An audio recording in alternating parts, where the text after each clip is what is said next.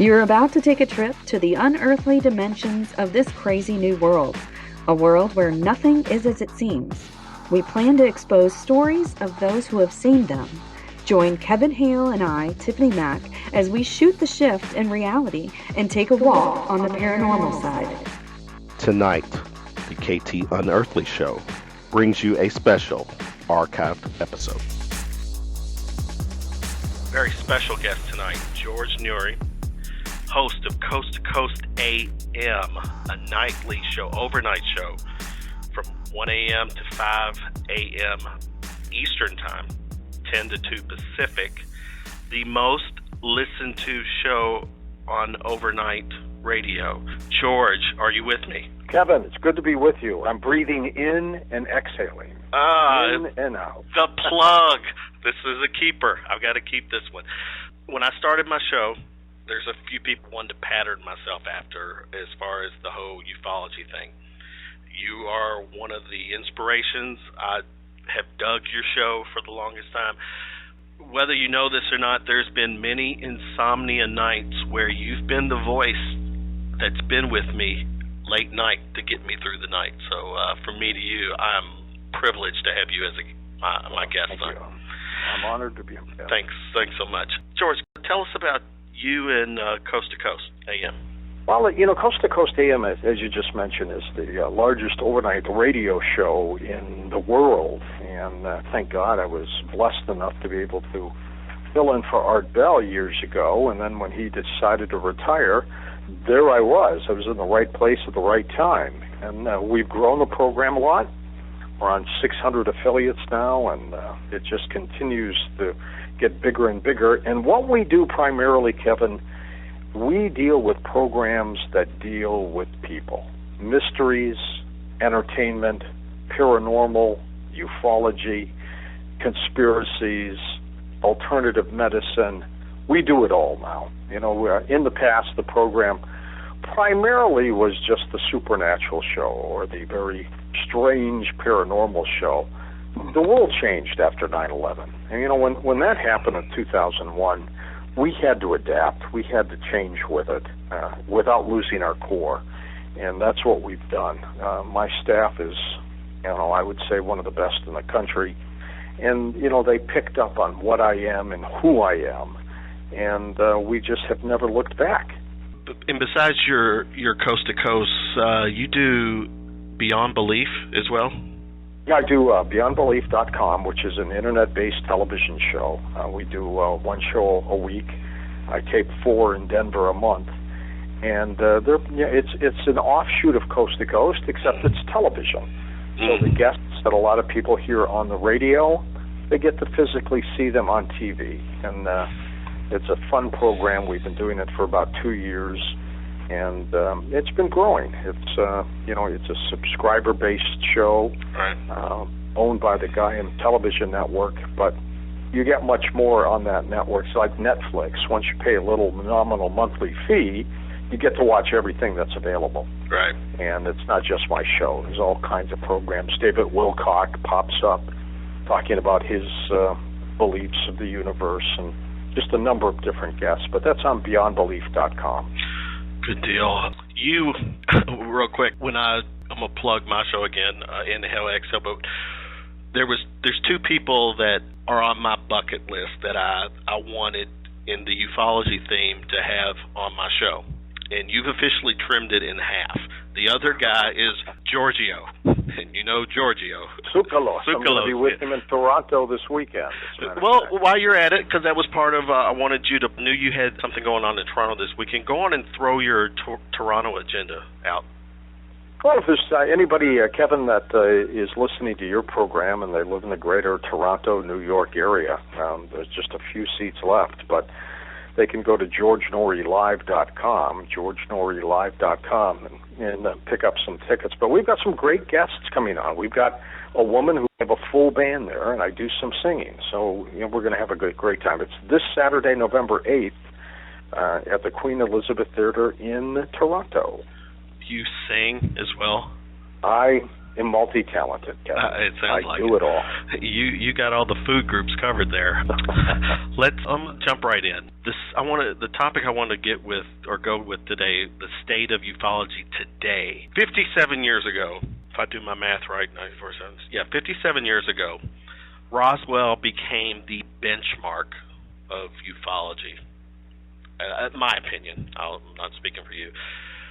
Where are we today? I mean, because when I see shows, I see you on History Channel with Ancient Aliens. Roswell gets mentioned quite a bit, on the various UFO shows. Where are we today, though, when it comes to ufology? Well, interesting, because when UFOs were hitting really the public, the masses, years ago, as you just mentioned, there was incredible widespread interest in ufology.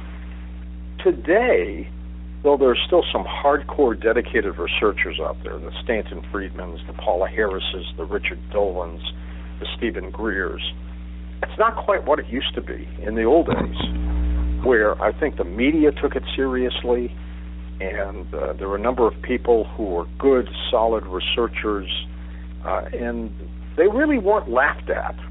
Today, my feeling is, though the belief in UFOs and extraterrestrials is probably much higher than it was then, there doesn't seem to be as much widespread interest in that, and it's unfortunate. But I can feel that.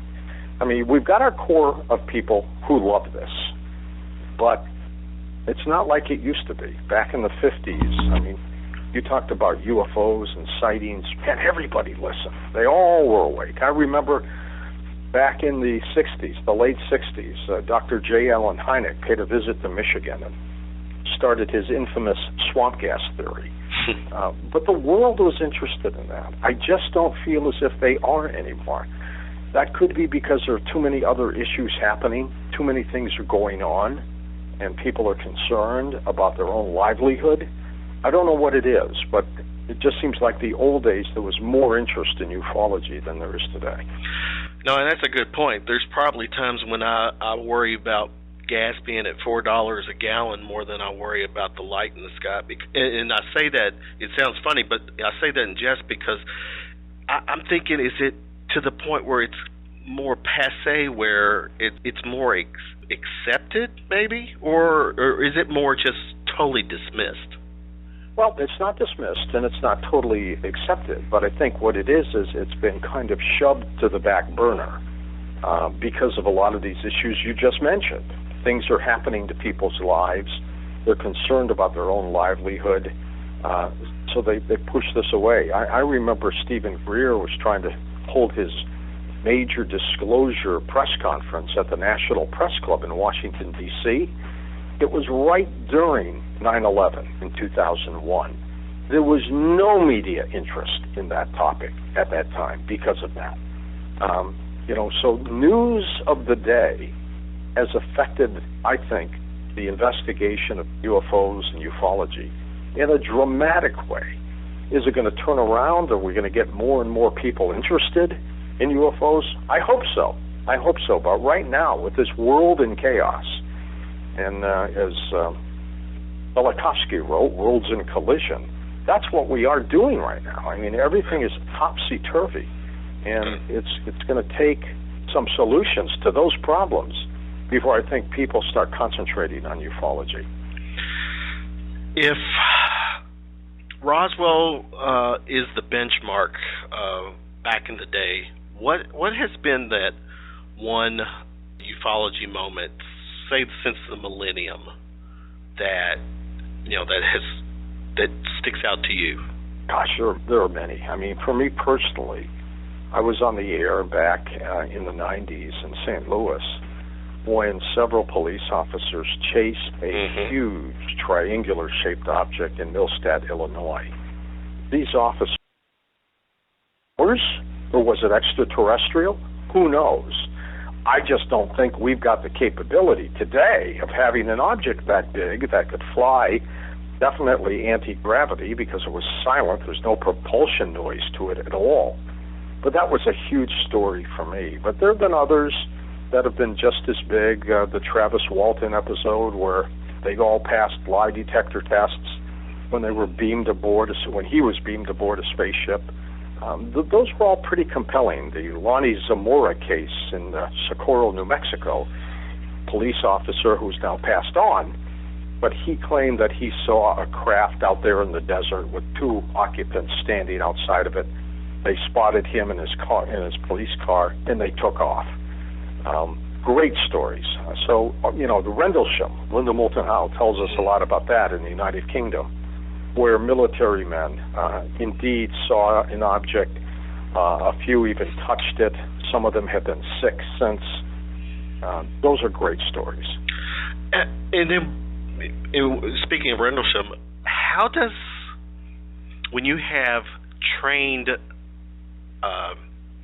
military personnel who know the difference between a light in the sky or a weather balloon, I mean, how does that stuff get just dismissed? I've is it Peniston? Yeah, Peniston. Jim Peniston. With his book, I've seen him on numerous interviews.